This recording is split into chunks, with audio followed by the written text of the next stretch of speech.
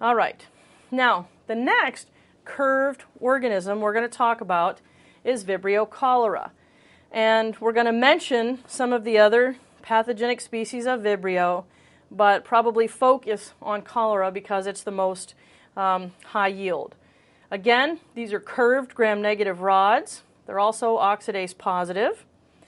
And I showed you at the very beginning when we were talking about the different types of media, I showed you Vibrio growing on this TCBS media, the thiosulfate citrate biosalt sucrose medium. And remember that the sucrose, in this case, it's what's fermented, and you'll get an orange color if the Vibrio is isolated because it ferments sucrose. All right? We're first going to talk about Vibrio cholera, and then we'll talk about some of the other species of Vibrio. Now, some different serotypes of cholera. This used to be some high-yield information for USMLE Step 1. They've really stopped asking a lot about the serotypes, but you do have distinct serotypes.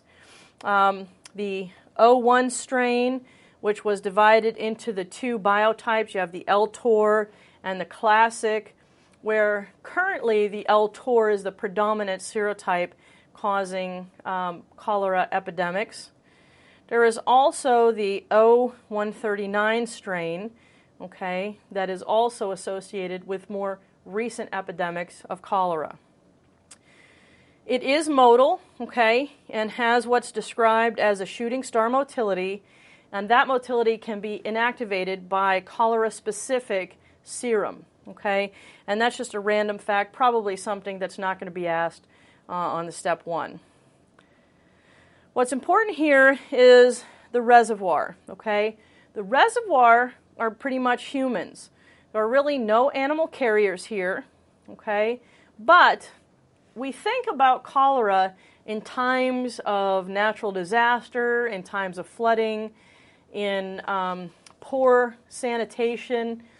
And in this case, if a water supply is transiently contaminated with cholera, shellfish and other fish-type organisms that are in there can actually transiently carry cholera, but they're not really considered a true reservoir.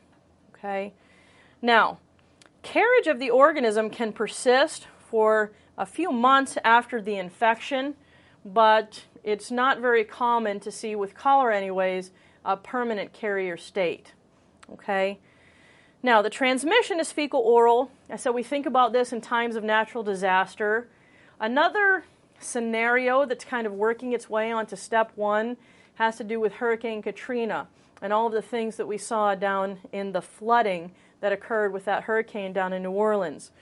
Cholera was one of the things we were worried about because of the standing water.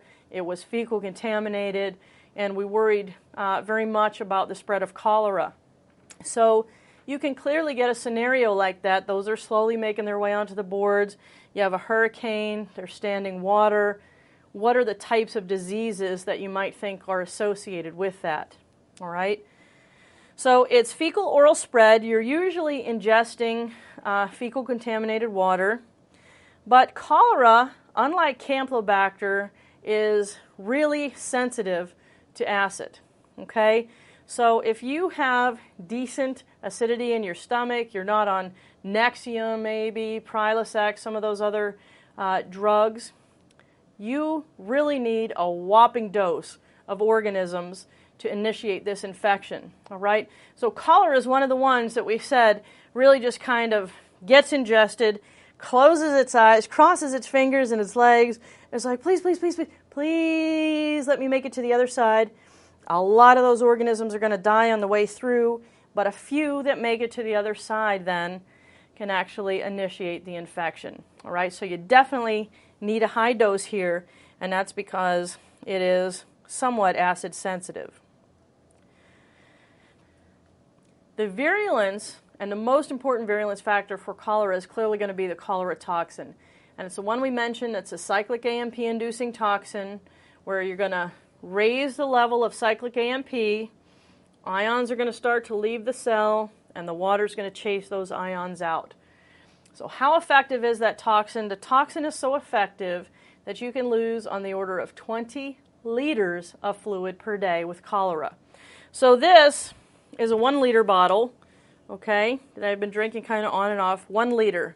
So imagine 19 more of these is how much fluid you can lose from cholera in 1 day's time, okay? Now, if we look a little bit more specifically at the disease, you know that the buzzword for cholera are the rice water stools. Rice water stools, if you've ever boiled rice, you know that you have that starchy appearance left over in the water, and that's what at least the beginning stages of cholera look like. Okay, there's specks of mucus in there, so you get the rice water stool appearance and the tremendous fluid loss. We already said with the 20 liters of fluid that you could be losing a day, the most significant thing that you worry about is hypovolemic shock. All right. Now, diagnosis we mentioned was on the TCBS medium. You're going to look for orange colonies, which are indicative of sucrose fermentation. All right. Additionally, the organism is oxidase positive, so you can differentiate it pretty quickly with the oxidase test and know that it's not ETEC because E. coli are oxidase negative. Now, treatment for cholera is fluid and electrolyte replacement. Now, are we going to tell somebody that's losing 20 of these per day to go drink some Gatorade? Probably not. In the case of cholera, most often we're talking about IV replacement of fluids. And the World Health Organization has cholera packs already made up with the correct concentration of electrolytes. You basically are going to add water to that, and you can administer those to the patients in a case of a cholera epidemic. You can use antibiotics to shorten the disease and reduce that carrier state, but that's not the most important thing in a case of cholera. In the case of cholera, the most important thing is to get that patient rehydrated. All right. Now, prevention is proper sanitation, okay? So we said earlier this was a disease of poor sanitation. This is a disease of natural disasters, flooding, tsunamis, hurricanes, all right? So it can definitely come up in that situation. And there is a new vaccine that is not quite yet available. All right. We're going to look at some of the other Vibrio species. We have Vibrio parahemolyticus and Vibrio vulnificus. Both of these organisms are one of the risks you take when you go to a seafood restaurant and eat undercooked or raw seafood.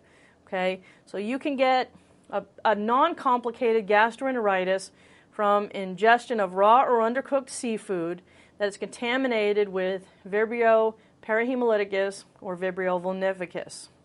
Now, additionally, if you look at Vibrio vulnificus, you can see that it also causes cellulitis.